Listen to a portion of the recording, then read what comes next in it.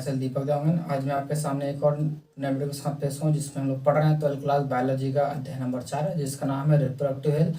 तो आज इस अध्याय के अंतर्गत हम एक और नए टॉपिक के साथ पेश हुए हैं जिसका नाम है हमारे में गोनेरिया डिसीज के नाम से इसमें जाना जाता है। तो गोनेरिया डिसीज क्या होते हैं इसके बारे में आज हम लोग को डिटेल में देखेंगे। तो इसका आउटलाइन में अगर आपको बता दूं तो एक ऐसा डिसीज होता है जिसमें ये जो है मेल और फीमेल के रिप्रोडक्टिव जो ऑर्गन होता है वहाँ पर कॉज करते हैं एवं जो है उसमें स्टेरिलिटी जो फीमेल होते हैं उसमें स्टेरिलिटी एवं जो मेल होता है उसमें जो उसका पेनिस होता है उसमें मवाद एवं जो है उसमें रैसेस का काम जो है वो करता है। ठीक है, तो ये उसका आउटलाइन था। तो इसमें कैसे कैसे होंगे इसको भी इसमें देखने वाले हैं। इसमें कौन सा हमारे पास बैक्टीरिया होता है जो इस गोनेरिया को जिसमें कॉज करता है या किसके कारण होता है इसको भी इसमें देखेंगे। तो शुरू करते हैं। इसमें बैक्टीरिया का नाम है उसमें निजेरिया गोनोरी नामक बैक्टीरिया से जो है वो होता है जिसमें बोलते हैं हमारे में गोनेरिया डिसीज के नाम से जानते हैं।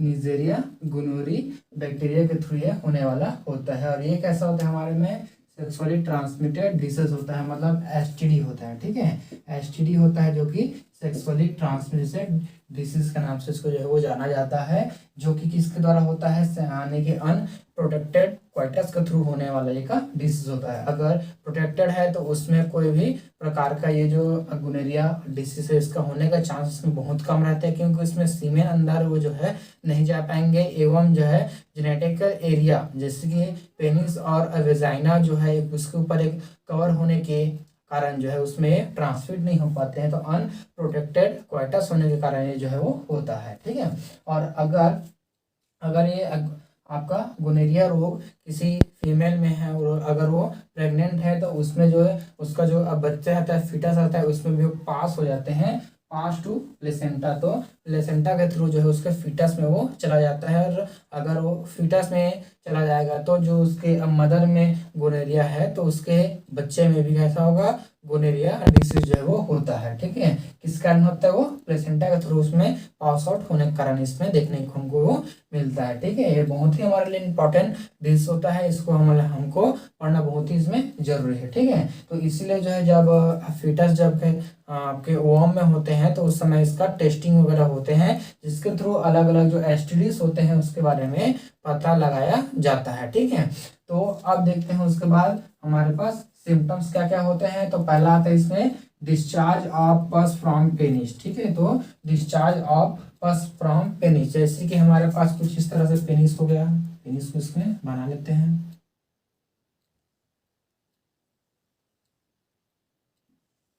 कुछ इस तरह से हमारे पास क्या हो गया पेनिस हो गया। तो पेनिस में जो है वो क्या करेगा पहले रैसेस करेंगे। ठीक है, रैसेस लाएगा मतलब थोड़ा सा इसमें जो है इचिंग वगैरह होगा, रैसेस होंगे जैसे कि इसको आम भाषा में बोलते हैं हमारे में खुजली वगैरह होंगे। उसके बाद जो है धीरे धीरे इसके अंदर से क्या निकलना शुरू होता है पस निकलना शुरू होता है। पस मतलब होता है हमारे पास मवाद। ठीक है, जैसे कि घाव वगैरह होते हैं फोड़ा वगैरह होते हैं उससे मवाद निकलता है सफेद सफेद, तो इससे भी क्या निकलता है मवाद जो इसमें निकलता है। वो स्पर्म नहीं है केवल क्या है उसका मवाद, लेकिन अधिकतर लोग समझ जाते हैं वो सीमेन है ऐसे करके समझते हैं, लेकिन ऐसा सीमेन नहीं होता है। वो कैसा होता है हमारे में मवाद जो होता है वही वहां से क्या निकलता है यानी कि डिस्चार्ज ऑफ पस फ्रॉम पेनिस। तो पेनिस के थ्रू से जो है वो मवाद यानी कि ये पस इससे जो है निकलता है। फिर उसके बाद अब बोलता है पेन अराउंड जेनिटल्स। ठीक है, तो पेन अराउंड मतलब ये जो इनके चारों ओर कैसा होगा दर्द जो है इसमें शुरू होते हैं एवं जब यूरिन डिस्चार्ज का टाइम आता है तो उस समय भी इसमें दर्द उठता है और एकदम से इसमें पीड़ा भी होते हैं। ठीक है, जैसे फीमेल में भी होता है तो फीमेल में भी अगर वहां पर गोनेरिया है तो उसमें भी इसी तरह से इसमें जो उसका वेजाइनल पार्ट होता है वहां भी पस आना स्टार्ट होते हैं एवं जो है उनका जो पार्ट्स होता है कि जो चारों ओर का जो लेयर रहता है उसमें भी कैसा होता है खुजली होना उसमें जो है स्टार्ट होता है। ठीक है, और उसके बाद इसमें देखते हैं इनरेगुलर मेंस्ट्रुएशन होगा अर्थात जो है फीमेल में बार बार खुजली होने के कारण जो है उसका हाथ जो है उसी में वो जाएंगे जिसके कारण से उसका उत्तेजना भी अब बढ़ेगा एवं जो है साथ उसमें इनरेगुलर मेंस्ट्रुएशन भी इसमें होता है। मतलब उसका जो अब ब्लीडिंग जो टाइम रहता है वो अधिक हो जाता है, मतलब 3 से अगर 5 दिन है तो वो 7 दिन 10 दिन ऐसा भी उसमें वो हो जाता है, या जो है 1 महीने में 2 बार ये आने का इसमें चांस रहता है। तो इरेगुलर मेंस्ट्रुएशन उसमें वो होता है फीमेल के केस में। फिर उसके बाद बोलते हैं ईचिंग जेनिटल एरिया, ठीक है। तो ईचिंग होता है यानी कि वही आइड साइड उसके क्या हुआ उसमें खुजली जो है होता है, जिसके कारण से वो बहुत ज़्यादा इसमें परेशानी का सामना होता है, ठीक है। फिर उसके बाद देखते हैं हमारे में फीमेल कॉस स्ट्राइल, ठीक है। तो फीमेल में कैसा होता है स्ट्राइल, ठीक है, वो कॉस करता है अगर इरेगुलर मेंस्ट्रुएशन होने के कारण जो है उसमें उसका एंडोमेट्रियम का जो लेयर रहता है बार बार डिसॉल्वेंट होंगे, और बार बार डिसॉल्वेंट होने के कारण जो है उसमें कैसा होगा स्टेराइलिटी, मतलब उसका जो यूटेरस होता है या एंडोमेट्रियम का लेयर रहता है वो बहुत ज़्यादा इसमें डैमेज हो जाते हैं। अगर वो ज़्यादा डैमेज होता है तो उसके लिए इम्प्लांटेशन उसमें नहीं हो पाते हैं, जिसके कारण से जो है वो इसके कारण से उसमें फीटस का फॉर्मेशन वो नहीं हो पाता है, ठीक है। और उसी तरह से जैसे कि उसका जो मेंस्ट्रुएशन बार बार हो रहा है तो उसमें ओवरीज में भी उसका इफेक्ट दिखता है, जिसके कारण से इसमें बहुत ज़्यादा हमको प्रॉब्लम आते हैं। तो अधिकतर जो है मेल इसके स्टेराइल हो जाते हैं, मतलब इससे बच्चे वो पैदा नहीं कर पाते हैं। इसके पीछे रीज़न यही होता है कि उसका जो वोम होता है या उसका यूट्रस होता है वो धीरे धीरे जो है वीक होना शुरू हो जाते हैं, ठीक है।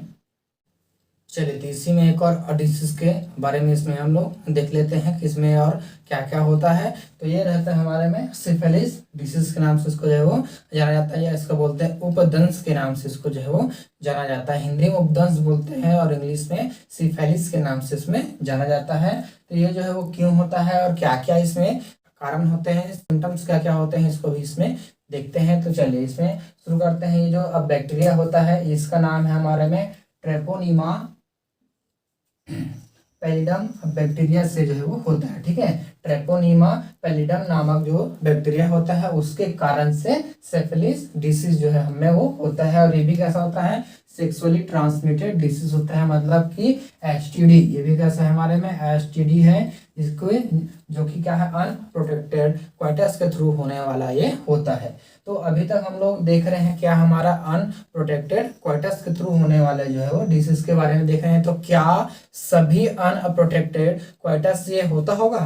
तो ये ऐसा नहीं है। अगर कोई पर्सन इफेक्टेड है जैसे कि मेल हो गया या फीमेल अगर इस रोग से पहले से सिफिलिस से अफेक्टेड है, या हमारे पास गुनेरिया था उससे अफेक्टेड है, या एड्स था एड्स से अफेक्टेड है, तो इसके कारण से दूसरे में ट्रांसमिट होते हैं। तो इसका अर्थ यही है कि अगर किसी पर्सन में मेल में या फीमेल में पहले से है, अगर उसके साथ अनप्रोटेक्टेड क्वाइटस अगर होता है तब डिसीज जो है वो फैलता है। ऐसा नहीं है कि अनप्रोटेक्टेड क्वाइटस होने से ही वो फैल जाएगा, ठीक है। तो इसके लिए क्या होना चाहिए किसी एक में जो है या मेल हो या फीमेल हो दोनों में से किसी एक में अगर पहले से वो मौजूद है, सिफिलिस हो गया, गुनेरिया हो गया या एड्स हो गया, एचआईवी हो गया, अगर वो है तब वो एक दूसरे में ट्रांसफर होगा, अगर नहीं है तो ऐसा वो नहीं होते हैं, ठीक है। तो इसमें ये होगा हमारे में एसटीडी होते हैं। तो इसका देख लेते हैं इसका सिम्टम्स। सिम्टम्स जो है सिफिलिस का क्या क्या होता है, तो इसमें आता है हमारे पास इसका 3 स्टेज होते हैं। सिफिलिस जो होता है हमारे पास वो 3 स्टेजों में पाया